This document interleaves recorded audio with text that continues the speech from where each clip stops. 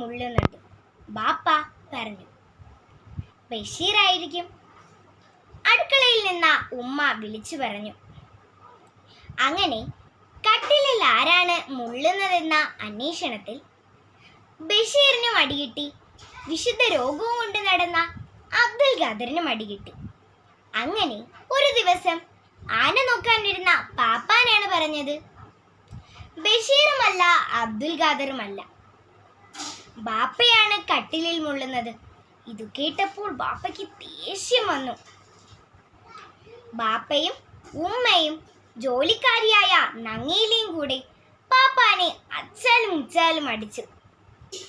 ബഷീറിന്റെ ബാലസാഹിത്യങ്ങളിൽ സർപ്പയജ്ഞം എന്ന പുസ്തകത്തിലെ കിടന്നുമുള്ളി എന്ന കഥാഭാഗമാണ് എനിക്കേറെ ഇഷ്ടമായത്. ഇതുമാത്രമല്ല, ഇനിയും രസകരമായ കഥകൾ ഇതിനകത്തുണ്ട്. അപ്പോൾ എൻ്റെ എല്ലാ കൂട്ടുകാരും സർപ്പയജ്ഞം വായിക്കാൻ റെഡിയാണല്ലോ?